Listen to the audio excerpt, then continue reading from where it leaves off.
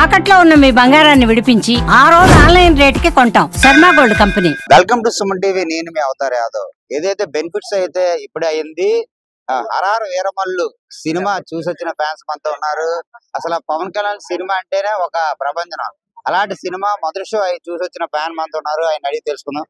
Sir cinema ఎలాగుందండి? Hari Hara Veera Mallu cinema అయితే చాలా బాగుంది సార్. దీన్ని కొంతమంది వ్యక్తులు నెగిటివ్ రివ్యూ ఇచ్చేసేసి చెడదప్పకుండా ఉంటే చాలు. సినిమా అయితే చాలా బాగుంది. పవన్ కళ్యాణ్ చాలా పద్ధతిగా నటించారు.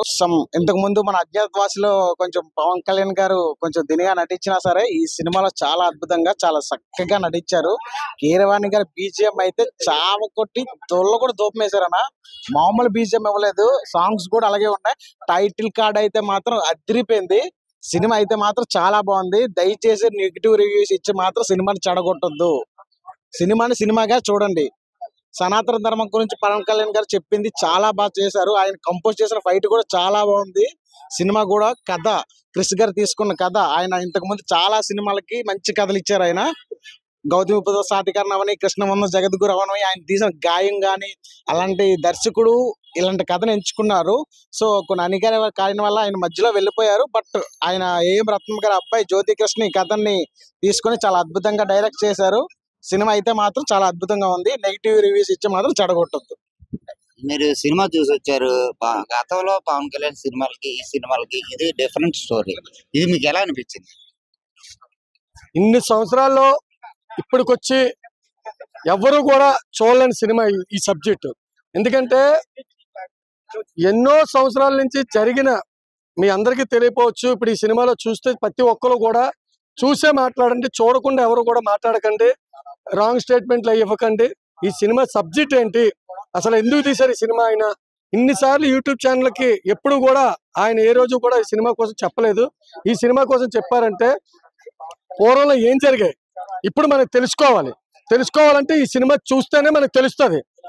అంటే ఎప్పుడో ఎన్నో సంవత్సరాల నుంచి చనిపోయిన పెద్దలు ఎంతమంది ఉన్నారో, పూర్వీకులు ఎంతమంది ఉన్నారో ఈ సినిమా సబ్జెక్ట్ లోని కూడా ప్రతిదీ కూడా క్లియర్ గా అర్థం అవుతుంది ఎవరికైనా సరే. అది గుర్తు పెట్టుకొని ఈ సినిమాని చూడండి. ఎటకారంగా మటుకు ఎవరు చూడకండి. ఇది చాలా ఇంట్రెస్ట్ అయిన సినిమా. ఈ సినిమాలో మంచి సబ్జెక్ట్ ఉంది. ఈ సబ్జెక్ట్ కోసం సినిమా కంపల్సరీగా చూడండి. ఈ సినిమాలో పవన్ కళ్యాణ్ యాక్షన్ పార్ట్ ఎలా ఉంటది అసలు? నా సినిమా మాత్రం చెప్పడానికి అయితే మా సూపర్ ఉందన్న. ఆ యాక్టింగ్ కానీ, ఆ ఫైట్ కానీ, ఆ ఎంట్రన్స్ కానీ సినిమాలో ఎక్కడ మేము ఏమి డిసప్పాయింట్ అవ్వలేదు. సినిమా మాత్రం బాగానే ఉంది. సినిమా కూడా బాగానే తీశాడు. ఆ సినిమా కూడా చాలా మంది ఏంటంటే రివ్యూలు తప్పుగా పెట్టకూడదు. ఎందుకంటే అది ధర్మం గురించి, అంటే ఒక హిందూ ధర్మం గురించి ఎలా పోరాడతారో పవన్ కళ్యాణ్ కానీ ఆ విధంగా సినిమాలోనే అలా చూపెట్టారు. ఒక్కో ఫైట్ ఒక్కో సీను తీస్తుంటున్నట్టన్నా ఎలాగుందంటే అస్సలు మేము చూడలేకపోయాం. ఆ సినిమాలో ఏంటంటే అతను ఏ విధంగా చేశాడో, ఏ విధంగా చూశాడో మాకు తెలుసు. కానీ సినిమా మాత్రం చాలా బాగుంది, చాలా నచ్చింది. ఆ సినిమా మాకు కాన్సెప్ట్ ఏంటంటే ధర్మం గురించి, ఒక హిందూ ధర్మం ఎలా ఉంటుందో, ఒక దేని గురించి అనేది ఆ సినిమాలోని చూపెట్టారు. అది చెప్పండి. సినిమా చూసొచ్చారు కదా, పవన్ కళ్యాణ్ సినిమా గతంలో కన్నా ఈ సినిమాకి వేరియేషన్ ఎలా ఉండాలి? పవన్ కళ్యాణ్ యాక్టింగ్ గతంలో సినిమాలు అంటే మామూలు సినిమాలండి. పూర్వీకులు ఎలా ఉన్నారని, గతంలో ఏం జరిగిందనేది కూడా, పెద్ద వాళ్ళు ఎలా చనిపోయారు అవన్నీ తెలియాలంటే ఇందులోనూ పవన్ కళ్యాణ్ గారు ఆ సబ్జెక్టులన్నీ చూపించారండి. నిజంగా చెప్పాలనుకుంటే సినిమా డిప్యూటీ సీఎం గారు ఇలా తీసారా సినిమా ఈ సబ్జెక్టులన్నీ అని మాకే ఆశ్చర్యపోయామండి. అంటే మా పార్టీ అని మేము పొగడట్లేదండి, కానీ అక్కడ సినిమా చూస్తుంటే ఇంకా సబ్జెక్ట్ ఏం జరుగుతుంది అనేది సబ్జెక్ట్ ఎదురు చూడండి. అది చాలా చాలా నిజంగా సినిమా మాత్రం చాలా బాగుందండి. లేడీస్కే కాదు, అలాగే బాయ్ కాదు, ఎవరైనా సరే చూడొచ్చు సినిమా. సినిమా చూసొచ్చారు, చాలా మంది చెప్తున్నారు దీనికి పార్ట్ 2 కూడా ఉండొచ్చు అని చెప్పేసి. పార్ట్ 1 ఎండింగ్ వరకు సినిమా ఎలా ఉంది? పార్ట్ 2 ఉండొచ్చు కాదన్న, పార్ట్ 2 ఉంటదని ఓపెన్ గా చెప్పారు. పార్ట్ 2 ఉండొచ్చు అని కాదు, పార్ట్ 2 ఉంటది. సినిమా అయితే మాత్రం సూపర్ ఉంది. మరి ఫ్యాన్స్ కి అయితే తిరిగి చూడవసరం లేదు. పండగ ఓజీకి ముందు మరి ఇంకో పండగ స్టార్ట్ అయిపోయింది. ఓజీ ఒక పండగే కానీ ఓజీకి ముందు ఇంకో పండగ స్టార్ట్ అయిపోయింది. స్క్రీన్ ప్లే మాత్రం బేవత్సం.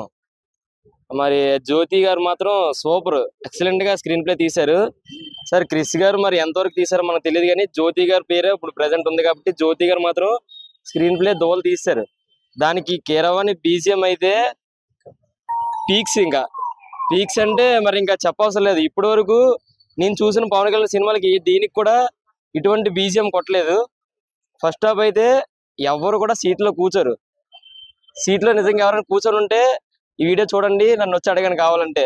సెకండ్ హాఫ్ మాత్రం సనాతన ధర్మం ఏంటి, అప్పట్లో సనాతన ధర్మాన్ని అసలు హిందూస్ ని ఎలాగ తొక్కేశారు ముస్లిం, అదే ఐ మీన్ అప్పట్లో రాజులు వాళ్ళు అనేది సెకండ్ హాఫ్ మాత్రం చూపిస్తారు. మిగిలింది మాత్రం సినిమా మాత్రం సూపర్. ఫ్యామిలీతో చూస్తే సినిమా మాత్రం సూపర్ అన్న. సింగిల్ గా వచ్చి అంటే మనం ఏదో ఊహించుకొని వస్తాం, సింగిల్ గా చూసిన వాళ్ళకి చూడడం అంటే సినిమాలో యాక్షన్ పార్ట్ లేదా? యాక్షన్ పార్ట్ అయితే మరి ఇంకా పవన్ కళ్యాణ్ ఏ సినిమాలో కూడా ఇలాంటి యాక్షన్ పార్ట్ చేయలేదు. అలాంటి యాక్షన్ పార్ట్ ఇచ్చారు. ఫ్యామిలీస్ కి అయితే సూపర్. ఇంకా సింగిల్ గా అంటే నేను ఏ విధంగా అన్నానంటే కొన్ని మంది సినిమాస్ ని వేరే విధంగా ఆలోచించుకొని వస్తారు. ఆ విధంగా ఆలోచించుకొని వస్తే ఈ సినిమా చూడలేరు. ఫ్యామిలీతో వస్తే పవన్ కళ్యాణ్ గా వస్తే సూపర్. అది ఇది ఫ్యాన్స్ చెప్తున్న పరిస్థితి. సినిమా అయితే హిస్టారికల్ సినిమా. ఈ సినిమాలోనైతే మాత్రం పవన్ కళ్యాణ్ అద్భుతంగా నటించాడు. ఈ సినిమా పవన్ కళ్యాణ్ కెరీర్ లో ఒక మైలురాయిగా నిలుస్తుంది. ఫస్ట్ టైం పవన్ కళ్యాణ్ అయితే మాత్రం సనాతన ధర్మం కోసం చేసిన సినిమా అయితే మాత్రం ఇది చాలా అద్భుతంగా నటించారు. దీనికి పార్ట్ 2 కూడా ఉంటది. పార్ట్ 2 కోసం మేము అందరం ఎదురు చూస్తున్నామని ఫ్యాన్స్ చెప్తున్న పరిస్థితి కనబడుతుంది. కెమెరా పర్సన్ రవితేజతో అవతార్ యాదవ్, సుమన్ టీవీ, విశాఖపట్నం.